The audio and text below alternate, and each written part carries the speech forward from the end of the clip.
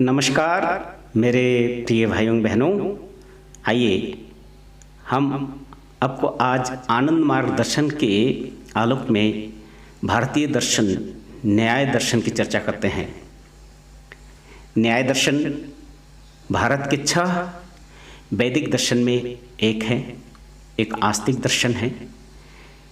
न्याय दर्शन के प्रवक्ता महर्षि गौतम हैं, जिन्हें हम महर्षि अष्टपाद के नाम से भी जानते हैं। न्याय सूत्र इनके सबसे प्रसिद्ध एवं पुरानी कृति है, यानी कि ग्रंथ है। इनके दर्शन को न्याय शास्त्र के अलावा अष्टपाद दर्शन, तर्कशास्त्र या वास्तववादी दर्शन भी के रूप में भी हम जानते हैं, क्योंकि यहाँ पर न्याय प्रमुख चीज़ है। न्याय को ही सर्वोपरि माना गया है। न्याय का अर्थ है नियते विवक्षितार्थ अनेन इति न्याय। यहाँ विवक्षित का अर्थ होता है विषय, अर्थात जिन साधनों के द्वारा हम अपने विवक्षित अर्थात विषय अर्थात ज्ञेय तत्व तक पहुंच जाते हैं, उसी को हम उसी साधन को अर्थात उस माध्यम को ही न्याय शास्त्र में न्याय की संज्ञा दी गई है। न्याय दर्शन के कुल 5 अध्याय है। प्रत्येक अध्याय के 2 आह्निक यानी कि भाग है। न्याय दर्शन के कुल 528 सूत्रों में 16 पदार्थों का विशद वर्णन किया गया है। ये 16 पदार्थ है। न्याय दर्शन में जिन 16 पदार्थों का वर्णन किया गया है वो है प्रमाण, प्रमेय, संशय, प्रयोजन, दृष्टांत, सिद्धांत, अवयव, तर्क, निर्णय, वाद, जल्प, वितंडा, हेत्वाभास, छल, जाति, निग्रह, स्थान। ये 16 तत्व है जिन पर विशद चर्चा की गई है न्याय दर्शन में। प्रमाण क्या है? 16 तत्व में सबसे पहला है प्रमाण। तो प्रमाण क्या चीज है? न्याय दर्शन के अनुसार जो किसी वस्तु, विषय या बात का यथार्थता सिद्ध करता हो वो प्रमाण है। यथार्थता का मतलब होता है सही, माने ट्रूथ, सही जानकारी। न्याय के अनुसार प्रमा को यथार्थ ज्ञान कहते हैं, अर्थात यथार्थ ज्ञान को प्रमा कहा गया है, और जो यथार्थ नहीं है वो अप्रमा कहा गया है। और जो यथार्थ ज्ञान है उसको प्राप्त करने का न्याय दर्शन में 4 उपाय बताए हैं, 4 साधन बताए हैं। वो 4 साधन हैं प्रत्यक्ष, अनुमान, तुलना जिसको उपमान कहते हैं, और 5वां है शब्द। प्रत्यक्ष जो ज्ञान हमें 5 इंद्रियों के द्वारा प्राप्त होता है, अर्थात स्पर्श करके हम कोई भी चीज को जानते हैं, घ्राण करके हम जानते हैं, स्वाद के द्वारा हम कोई चीज को जान सकते हैं, सुनकर हम कोई चीज को जानते हैं, और आंखों से देखकर हम कोई चीज को जानते हैं। अर्थात जानने की ये जो 5 कह सकते गेटवेज है, इसके माध्यम से कोई भी चीज़ के वस्तु स्थिति को हम जानते हैं। किंतु यहाँ पर बात बहुत हद तक सही है कि ये 5 इंद्रिया के द्वारा हम इस दुनिया को जानते हैं, दुनिया के बारे में इंफॉर्मेशन लेते हैं। किंतु ये जो भी चीज़ हम देखते हैं सब कुछ इंद्रिय गोचर नहीं हो सकता। इस दुनिया में बहुत सारे ऐसे चीज़ है जो इंद्रिय गोचर नहीं है। आँखों से हम नहीं देख सकते हैं, घ्राण से हम सूंघ नहीं सकते और कानों से सुन नहीं सकते, युवा के द्वारा स्वाद नहीं ले सकते हैं। इसका मतलब हमारा ज्ञान तो अधूरा ही रह गया, अधूरा ही रहेगा।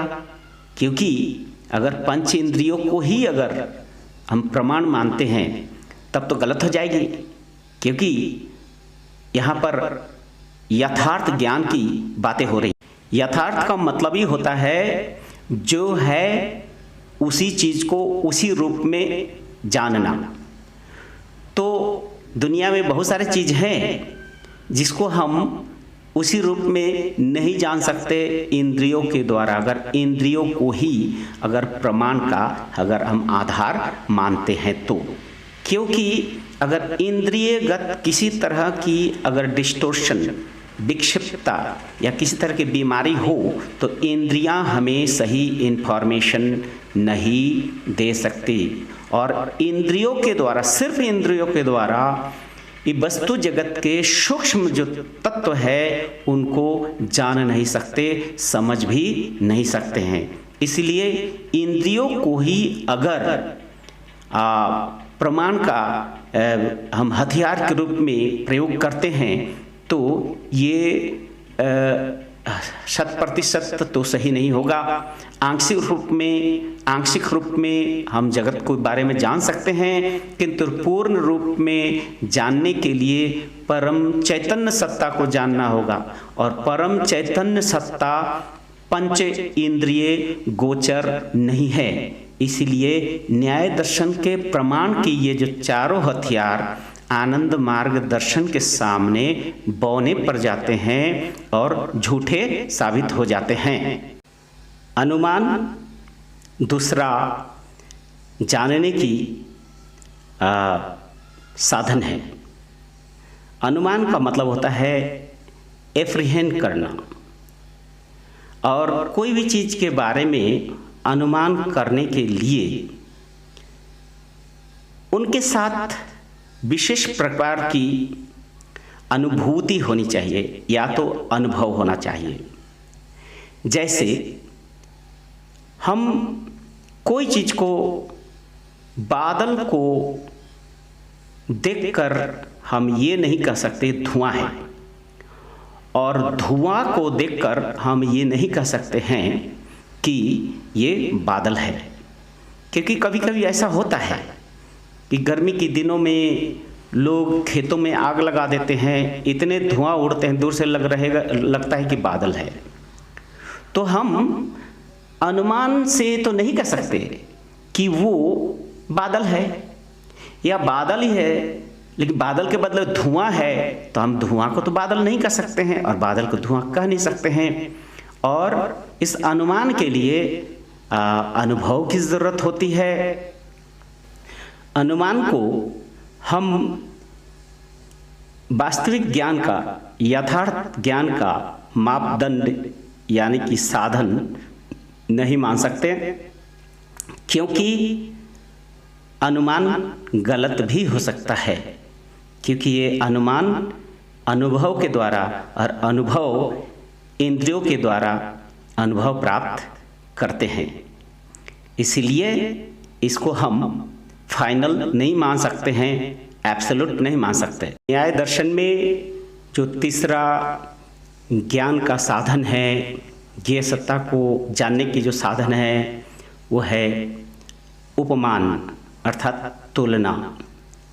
किसी वस्तु के साथ किसी वस्तु का तुलना करके उसके बारे में जानना। जैसे कोई हट्टा कट्टा बिल्ली है तो बोलेंगे ये एकदम देखने में बाघ जैसा है। घर में कोई एक कुत्ता है हट्टा कट्टा तो देखने में शेर जैसा है। तो शेर जैसा है तो शेर तो नहीं है, और जिन्होंने शेर नहीं देखा उन्हें कैसे ज्ञात होगा ये कुत्ता शेर जैसा है। आज जिन्होंने कुत्ता नहीं देखा उन्हें ये ज्ञान कैसे होगा ये शेर किस तरह का है।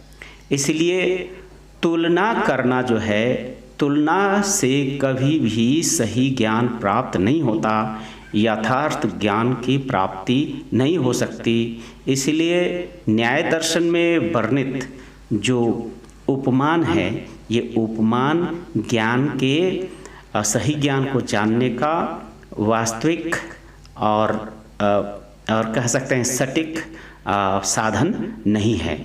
धन्यवाद।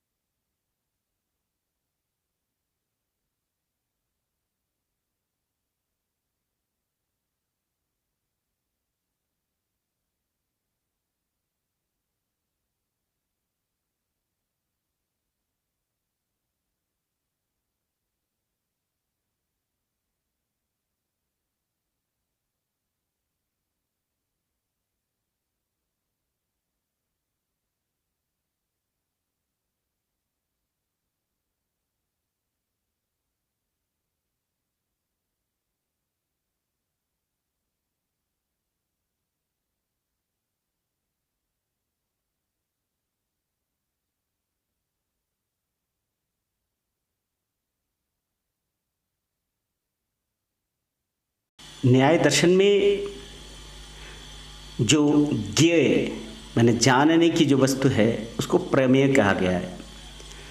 जो प्रमाणों से सिद्ध होता है उसे प्रमेय कहते हैं। महर्षि गौतम जी कई अवसर पर प्रमाण को भी प्रमेय कह सकते हैं, अर्थात हर चीज़ का प्रामाणिकता पर उन्होंने जोर दिया है और प्रामाणिकता के जो भी 4 साधन हैं उसके बारे में हम विशद चर्चा किए हैं, जो कि तर्क के लिए ठीक है किंतु वास्तविकता में सही नहीं है। प्रमेय चतुला प्रामाण्यवत, वो विषय जिसे प्रमाण द्वारा सिद्ध किया जा सके उसे प्रमेय कह सकते हैं। ये बहुत ही अच्छी बात है, प्रामाणिकता बहुत ही ज़रूरी है। प्रमेय 12 प्रकार के होते हैं, अर्थात जिन चीज़ों को हमें जानना चाहिए, अर्थात न्याय दर्शन में इन 12 तत्वों को जानने का प्राथमिकता है। ये जानने से ही इंसान मोक्ष की प्राप्त कर सकता है। जैसे आत्मा, शरीर, इंद्रिया, अर्थ, बुद्धि, ज्ञान, उपलब्धि, मन, प्रवृत्ति, दोष, प्रेत भाव, फल, दुख एवं उपवर्ग। आनंद मार्गदर्शन ये कहता है कि यथार्थ ज्ञान अर्थात आत्मज्ञान, एब्सोल्यूट नॉलेज जिसको परा ज्ञान है, वो सिर्फ साधना के माध्यम से संभव है। योग साधना के माध्यम से, योग तंत्र के माध्यम से ही वो संभव है। इसके अलावा दूसरा कोई उपाय नहीं है, क्योंकि आत्मा अनुभूति इंद्रियगत अनुभूति के द्वारा संभव नहीं है। आत्मा अनुभूति के लिए इंद्रिया, अर्थ, बुद्धि, ज्ञान, उपलब्धि, मन, प्रवृत्ति, दोष, ये फल, दुख, ये सारे चीज इसके मार्ग में आते हैं। आत्म अनुभूति के मार्ग में इन सबों को नियंत्रित करके एब्सोल्यूट परम तत्व की ओर बढ़ा देना ही मोक्ष का एकमात्र मार्ग है। इसी चीज को आनंद मार्ग दर्शन मानता है।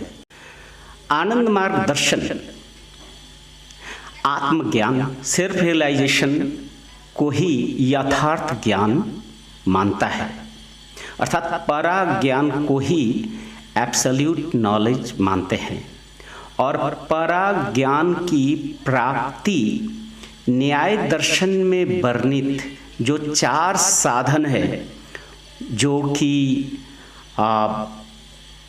प्रमाण अर्थात प्रत्यक्ष, अनुमान, उपमान और शब्द, ये चारों ही संभव नहीं है, क्योंकि ये सारे चीज़ मात्र इंसान को भौतिकता के बारे में पार्शियल नॉलेज दे सकता है, क्योंकि भौतिकता के पीछे जो चैतन्य सत्ता है, अर्थात भौतिकता का जो सोर्स, भौतिकता जो पंचभूत के जो निर्माण जहाँ से हुई है वो है चैतन्य सत्ता, अर्थात आनंद मार्ग के दर्शन तत्व, अर्थात आनंद दर्शन के सृष्टि तत्व ये कहता है कि जो भी हम देखते हैं, जो भी कुछ अनुभव करते हैं, ये सारे चीज़ परम चैतन्य सत्ता का घनीभूत रूप है। परम चैतन्य सत्ता पर ही प्रकृति के सतोरजो तमोगुण त्रिगुणात्मक बंधन से ये सृष्ट जगत है, अर्थात चैतन्य सत्ता ही यथार्थ ज्ञान है और उसको पाना न्याय दर्शन में वर्णित ये चारों प्रमाण के साधन सही और सटीक साबित नहीं होता है। एब्सोल्यूट नॉलेज को प्राप्त करने के लिए गहन साधना अर्थात उस परम चैतन्य में तक वैसे ही बनने की जो प्रक्रिया है वही आनंद मार्ग की साधना है, और साधना के माध्यम से ही मनुष्य ये जो जितने भी तत्व है, आत्मा, शरीर, इंद्रिया, अर्थ, बुद्धि, ज्ञान, उपलब्धि, ये सारे चीज़ तभी होता है जब आदमी को परम ज्ञान की प्राप्ति होती है। ये सारे तत्व उसी में टर्मिनेट करता है। इसलिए आइए आनंद मार्ग दर्शन को और गहराई से जानिए और जितने भी वर्तमान दर्शन में त्रुटि विच्युतियाँ हैं उसको खत्म करके एक सुष्ट सुंदर दर्शन लेकर मानव जाति को एक लक्ष्य, परम लक्ष्य तक पहुंचाने का कोशिश करें। धन्यवाद, नमस्कार।